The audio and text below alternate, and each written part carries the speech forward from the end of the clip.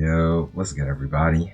Now, y'all did like the last ranking video, so I decided to do another one, although this time, we're going back to good old scaling because, hey, who doesn't want to hear who the top 10 dribblers are in Blue Lock? So I already have the list in front of me. Before I get started with the list, I just want everybody to know that there are some characters on here that could be argued off of the list, but they're on it because they're more prominent dribblers than other characters that just like have one or two feats, right? So that's pretty much my reasoning for this list. But again, this is just my opinion. Let's just get right into it, right? So now for number 10 for the top 10 best dribblers, we have Ness at number 10.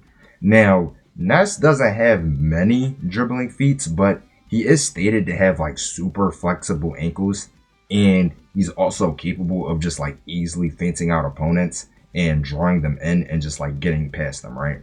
Now, Ness's best feat is dribbling past like two Ubers defenders and being able to break through their middle.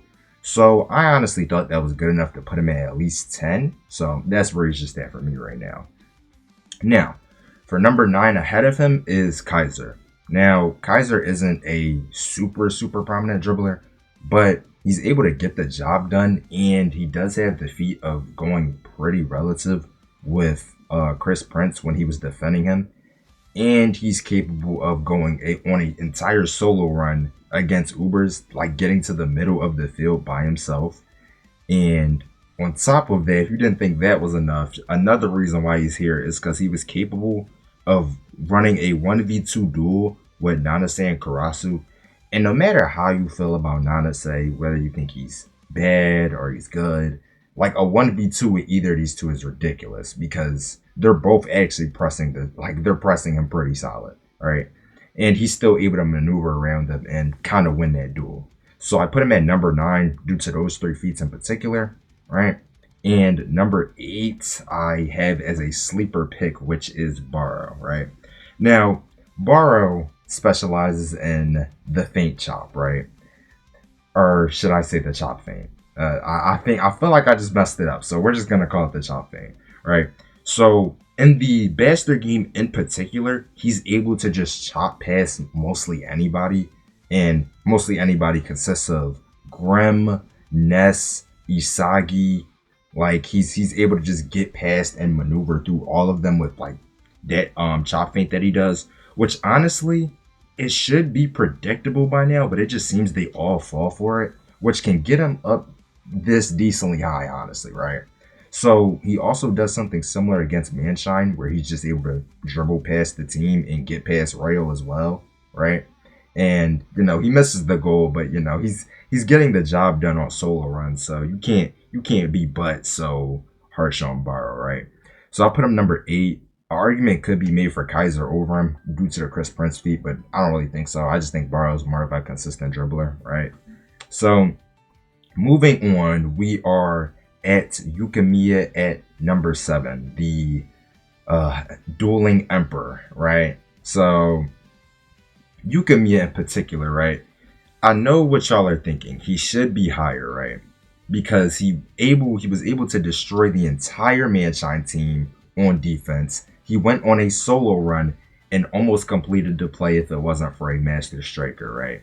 He literally beat everybody. And further into the NEL, he was able to showcase his dribbling against PXG when he dribbles past Karasu and other PXG defenders, but nobody's super relevant, right? Now, the reason why I am saying that he's not this high and I have him exactly at 7 is because he's able to be stopped by Rayo when he's like, I'm pretty sure Rayo isn't even like in the flow here, and he's just able to like stop him or halt him off the ball. Now, mind you, there's a high chance that Yukimiya and PXG is better than the Manshine version, but I still think that his offense is just kind of inconsistent when it comes to like dribbling in a way. Like he can really beat like any fodder person, but when it comes to like somebody relevant, he just kind of gets slammed on, which is weird. But I mean, look, he's the dueling emperor, man. He's the one-on-one duelist, right? So the person I put above him, who actually does have way better feats than him, actually, is Hiyori, right? And Hiyori was a sleeper pick because he just comes into the Ubers game and he just starts getting glazed. And I mean glazed about his ball control and his soft touches with his dribbling, right? And he's able to dribble and feint out Nico like 3 times. And on top of the fact that he's able to get past Lorenzo not once, but twice, which I just think is kind of crazy, right? And on top of the fact, he was just able to like destroy the entire field with Isagi with his dribbling alone, right? I think his ball control is a testament in its own of how he was doing the entire Ubers team, right? So I don't think I need to talk about his PhD feats to put him that high. He was dribbling past Lorenzo, who is somebody that's regarded as the world's strongest U20 CB, right? So I think that's good enough. And number 5 is Sai, right? Now, I don't think I need to say much for Sai. Sai is a midfielder that has really good counter dribbling. As it's mentioned, his philosophy is destroying beautifully. And at that, he's also never lost a dribble besides the one encounter with Ren, which, I mean, we could always just debunk that by saying Ren has been playing with his brother for years, and he says himself that he knows all of his moves and just predicted it in time and barely reacted to it, right? So I think it's fair to put Sai at number 5. I'm pretty sure that's fair. You could probably argue him slightly higher, but that's just my placement for him, right? And the next one on the list at number 4 is Lorenzo, a character who has also never lost at a dribble.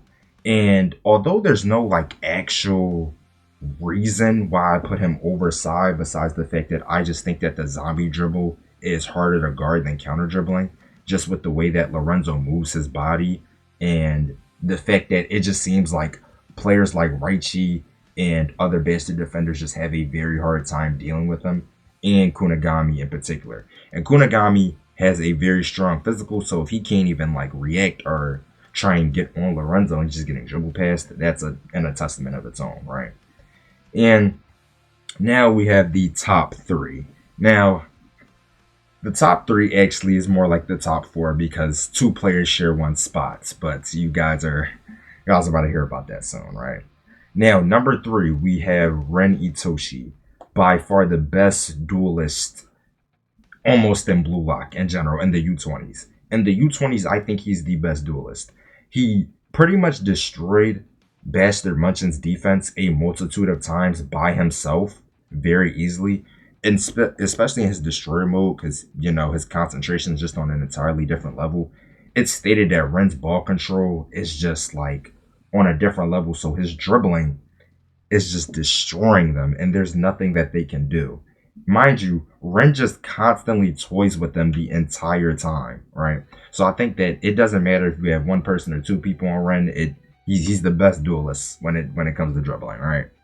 Now, number 2 is probably going to be one of the most controversial takes that I'll have in this video, and that is Batra and Rayo at 2. Now, Batra is probably not that controversial part, of course, but Rayo is probably where you guys are like, no, what are you talking about? Rayo at 2? Yes, Rayo at 2. Rayo is a copycat, right? And you guys got to understand, he's able to copy Batra's techniques at a 99% efficiency, which means that it's only a 1% difference between him and Batra, right? And you also have to take into account Rayo's own physical stats, which are most likely higher than Batra's. So you can even make an argument that with Batra's dribbling and his own physical, he would actually be better or on par with that 1% that he's missing from Batra, right? So I think that's why I put him there personally. I think that's objective that he's right there, honestly. But Batra, there's nothing I have to say for Batra. He's top 2. Come on. He dribbled past all of Nigeria and pretty much devoured Isagi and Ren on that play that he just dribbled past both of them and Kuso and Onazi, right? And on top of this, he also has a multitude of feats in the Neo Agos League that would support the fact that he's a top 2 dribbler. And he was also taught by the number one on this list, which, speaking of, the number one on this list is no other than Lavinho. Lavinho, I mean, what else do we say? He's regarded as the best dribbler in the verse. And, you know, he absolutely destroys the Bastard defense on his first introduction. He's taught Batra, who is the best dribbler in the U20s, in my opinion. And, you know, it's just narratively supported that he's the number one freestyler, right? And, you know, plays for the Spain team. But that has nothing to do with my point. Just wanted to throw that out there. Now, that is my list. I personally think that everything on here is pretty concrete, but you can switch it around if you think that some of these players need to go down or higher. I would love to see some of your opinions in the comments or some of your own personal list. And if you like this video, I'd appreciate it if you subscribe and support it. You know, you try and be as consistent as possible. And stay tuned for the next one. Peace.